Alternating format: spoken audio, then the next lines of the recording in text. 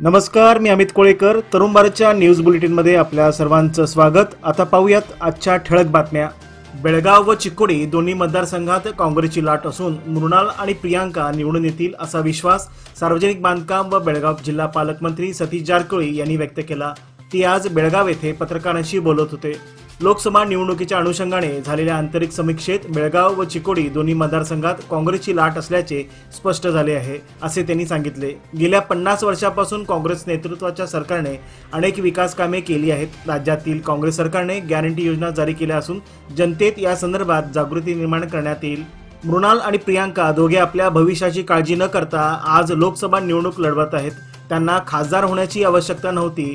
ते विदेशात जाऊन उच्च पद भूषवले असते, मात्र जनतेच्या मागणीनुसार निवडणूक लढवत आहेत, असे ते म्हणाले. जिल्हा निवडणूक आयोगाने निवडणूक प्रक्रिया सुरळीत पार पाडण्यासाठी कंबर कसली आहे. निवडणूक आयोगाच्या मार्गदर्शक सूचनांनुसार पहिल्या टप्प्यातील रँडमायझेशन प्रक्रिया पूर्ण झाली असून संबंधित विधानसभा मतदारसंघांना ईव्हीएम मशीन्स रवाना करण्यात येत असल्याचे बेळगाव जिल्हा निवडणूक अधिकारी व जिल्हाधिकारी नितेश पाटील यांनी सांगितले. याप्रसंगी चिक्कोडी जिल्हा निवडणूक अधिकारी राहुल शिंदे, सहाय्यक निवडणूक अधिकारी व इतर उपस्थित होते. चिक्कोडी मतदारसंघातून उत्तम प्रतिसाद मिळत असल्याचे लोकसभा निवडणुकीच्या काँग्रेस उमेदवार प्रियांका जारकिहोळी म्हणाल्या. आज त्या चिक्कोडी येथे पत्रकारांशी बोलत होत्या. यंदा काँग्रेसने तरुणांना प्राधान्य दिले आहे. देशाची प्रगती ही तरुण वर्गातूनच शक्य आहे. राजकीय क्षेत्रात तरुण वर्गाला पुढे आले पाहिजेत, असे आवाहन त्यांनी यावेळी केले. याप्रसंगी युवा नेते राहुल जारकिहोळी, बुडा अध्यक्ष लक्ष्मणराव चिंगळे, महावीर मोहते व इतर उपस्थित होते. अन्न व नागरी पुरवठा खात्याचे मंत्री के.एच. मुनियप्पा यांनी 1 एप्रिलपासून नव्या रेशन कार्डाचे काम सुरू होईल असे आश्वासन दिले होते. मात्र लोकसभेसाठी आचारसंहिता सुरू झाल्याने रेशन कार्डचे काम कसे सुरू होणार असा प्रश्न लाभार्थ्यांना पडू लागला आहे. शिवाय रेशन कार्डबाबत सर्वत्र संभ्रम निर्माण झाला आहे. विशेषतः लाभार्थ्यांना मात्र शासकीय सुविधांपासून वंचित राहावे लागत आहे. महिला व बाल कल्याण मंत्री लक्ष्मी हेब्बाळकर म्हणाल्या की बेळगाव व चिक्कोडी दोन्ही मतदारसंघ संपूर्ण देशात लक्षवेधी ठरले असून या दोन्ही मतदारसंघात युवा नेत्यांना संधी देण्यात आली आहे. मंत्री सतीश जारकिहोळी, मुख्यमंत्री सिद्धरामय्या, उपमुख्यमंत्री डी.के. शिवकुमारसह जिल्ह्यातील सर्व नेत्यांच्या आशीर्वादामुळे माझ्या मुलाला उमेदवारी मिळाली आहे. दोन्ही मतदारसंघात काँग्रेसचे उमेदवारच निवडून येतील असा विश्वास त्यांनी व्यक्त केला. बेनकरनाळी येथील किंबाळी नाल्यामध्ये मोठ्या प्रमाणात प्लास्टिक कचरा तसेच इतर कचराही फेकण्यात येत असल्याने परिसरात दुर्गंधी पसरून नागरिकांच्या आरोग्याचा प्रश्न ऐरणीवर आला होता. या संदर्भातील बातमी काल तरुण भारत न्यूजने प्रसिद्ध केली होती. या बातमीची तातडीने दखल घेऊन येथील नाल्याच्या स्वच्छतेला आज मंगळवारी सकाळपासून सुरुवात केली आहे. मात्र येथील पुलाची व नाल्याची सफाई वारंवार होत राहिले पाहिजे आणि येथील नागरिकांच्या आरोग्याकडे लक्ष दिले पाहिजे अशी मागणी येथील नागरिकातून होत आहे. तसेच तरुण भारतच्या या बातमीमुळे येथील नाल्याची सफाईच्या कामाला सुरुवात झाल्याने तरुण भारतचे अभिनंदन होत आहे. महिलांची शक्ती हीच समृद्ध भविष्याची निर्मिती. लोकमान्य घेऊन आले आहेत महिला उन्नती योजना, जी देते तुमच्या गुंतवणुकीवर 10% आकर्षक व्याजदर फक्त 500 दिवसांकरिता. किमान गुंतवणूक 10,000 रुपये. अधिक माहितीसाठी आजच कॉल करा 1800-212-4050. योजना फक्त महिला सभासदांकरिता. नियम अटी लागू. लोकमान्य, जिथे पैसे वाढतात आणि नातं वृद्धिंगत होतं. 10,000 रुपये लाच घेताना खानापूर येथील जिल्हा पंचायत सहाय्यक कार्यकारी अभियंत्याला लोकायुक्तांनी रंगेहात पकडले आहेत. जिल्हा सहाय्यक अधिकारी अभियंता डी.एम. बन्नूर यांची चौकशी करण्यात येत असून लोकायुक्त, जिल्हा उपअधीक्षक भरत रेड्डी, निरीक्षक उस्मान औटी यांच्यासह इतर अधिकाऱ्यांनी ही कारवाई केली आहे. केंद्रीय निवडणूक विभागाकडून निवडणुकीसाठी नियुक्ती अधिकारी आणि कर्मचाऱ्यांना टपाली मतदानाचा पर्याय देतात. या धर्तीवर आता बेळगावच्या प्रसारमाध्यम प्रतिनिधींना मतदान करण्याची संधी मिळणार आहे. निवडणुकीत सेवा बजावणाऱ्या पत्रकार आणि प्रसारमाध्यम प्रतिनिधींना टपाली मतदानाचा पर्याय देण्यात आला आहे. 26 मार्च नाव नोंदणीसाठी अंतिम तारीख होती. त्यानुसार अनेक पत्रकारांनी आपली नावे नमूद केले आहेत.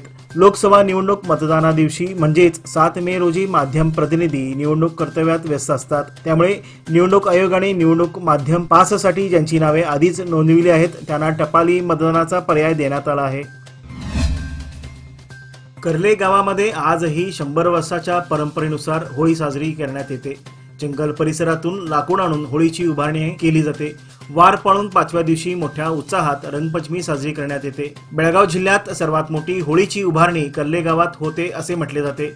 ब्रह्मलिंग मंदिर परिसरात भक्तिमय वातावरणात होळीची उभारणी करण्यात आली आहे। या प्रसंगी तरुण वर्ग मोठ्या उत्साहाने भाग घेतला होता।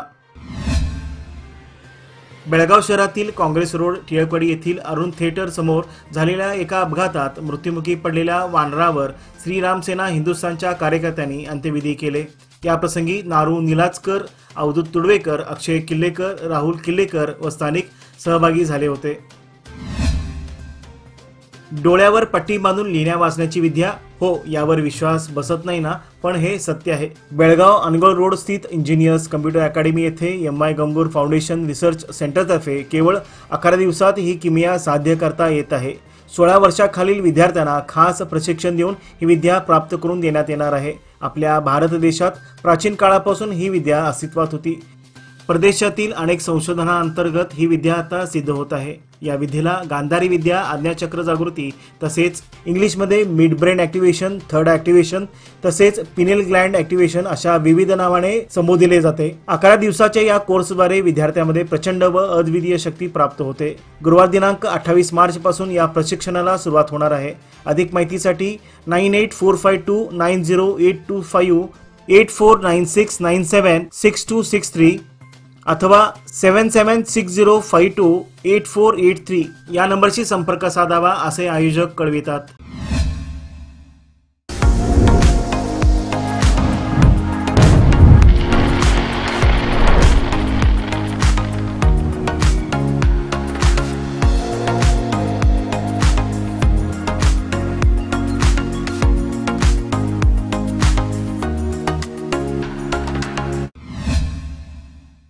कंगळाई खुर्द बेळगाव येथे प्रगती सहकार मंडळाच्या वतीने धुलीवंदनाच्या दिवशी रंग न खेळता शेतात जाऊन वनभोजन व लहान मुलांसाठी विविध स्पर्धा घेण्यात आल्या।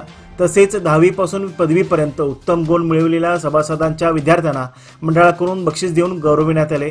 या प्रसंगी मंडळाचे अध्यक्ष वैजनाथ बाळीकुंद्री, सेक्रेटरी श्रीकांत पाटील, खजिनदार अविनाश बाळीकुंद्री, एस.व्ही. जाधव व इतर सदस्य सहभागी झाले होते। शास्त्रीनगर बेळगाव येथील कर्नाटक दैवज्ञ इंग्लिश माध्यम शाळेत स्मार्ट क्लासरूमचे उद्घाटन करण्यात आले। BRT 119 ने राऊंड टेबल इंडियाच्या सहकार्याने स्मार्ट क्लास निर्माण करण्यात आले आहेत। राष्ट्रीय अध्यक्ष रॉबिन अग्रवाल, अध्यक्ष विपुन भुतडा, जय लखानी, रोहन एस गरो, सचिव यांच्यासह इतर मान्यवर, BRT प्रमुख मंडळ आणि शाळा व्यवस्थापन कर्मचारी उपस्थित होते। नुकताच बेळगाव येथील इंडस अल्टम इंटरनॅशनल स्कूलमध्ये प्राथमिक विद्यार्थ्यांकडून इंडस अल्टम डे उत्साहात साजरा करण्यात आला। प्रमुख पाहुणे म्हणून एकसचे CEO राजीव कौल हे उपस्थित होते। प्राचार्य डॉक्टर प्रसिद्धा श्रीकुमार, पालक सल्लागार समितीचे अध्यक्ष राजीव रायकर, अपर्णा कर्लिंग, श्वेता गावकर उपस्थित होते। उपस्थित मान्यवरांनी विद्यार्थ्यांना मार्गदर्शन केले। त्यानंतर प्रार्थना गीत, पटकथा आणि विद्यार्थ्यांच्या सादरीकरणाने सांस्कृतिक कार्यक्रमाला सुरुवात झाली। 1ली ते 4थीच्या विद्यार्थ्यांनी आपल्या मंत्रमुग्ध करणाऱ्या नाट्यप्रकार आणि नृत्याने उपस्थितांना थक्क केले। आज प्रत्येक गावात निरंतर ज्योती योजनेतून 24 तास विद्युत पुरवठा करण्यात येत आहे। यामध्ये वाड्या, वस्त्या व शेतात असलेल्या कुटुंबांना याचा लाभ मिळत आहे। निरंतर ज्योती योजनेतून 24 तास वीज पुरवठा होत असल्याने नागरिकांना अनेक बाबतीत सोयीचे बनले आहे। पण चिक्कोडी तालुक्यातील खडकलात येथे काटवान भागात असलेल्या सुमारे 60 कुटुंबांना या निरंतर ज्योतीचा लाभ अद्याप मिळालेला नाही। अनेक वेळा मागणी करून देखील याकडे दुर्लक्ष झाल्याने नागरिकातून संताप व्यक्त करण्यात येत आहे। बारमाही वाहणाऱ्या दूधगंगा नदीत गेल्या काही दिवसापासून अल्प प्रमाणात पाणीसाठा होता। पाण्याअभावी शेती, जनावरे तसेच एकसंबा परिसराला पाणी पुरवठा करण्यास मोठे आव्हान निर्माण झाले होते। पण काळंबावाडी धरणातून दूधगंगा नदीत पाणी सोडल्याने पाण्याची आस लागून राहिलेल्या जनतेला दिलासा मिळाला आहे। दूधगंगा पाणीदार झाली असून जनता समाधानी झाली आहे। तसेच गावांना होणारा पाणी पुरवठा देखील सुरळीत झाला आहे। सध्या निपाणी शहराला पाणी टंचाईच्या झळा अधिक जाणवत आहेत। लोकसंख्येची वाढ, पाण्याचा वाढलेला वापर हे लक्षात घेता पाण्याचे नवे स्रोत निर्माण करणे अत्यावश्यक बनले आहे। शहरात पर्यायी तलावाची 175 कोटींची योजना प्रास्ताविक असली तरी ती मंजूर होऊन प्रत्यक्षात येईपर्यंत अनेक वर्षाचा कालावधी लागणार आहे। अशावेळी तात्काळ नवे स्रोत आवश्यक आहेत।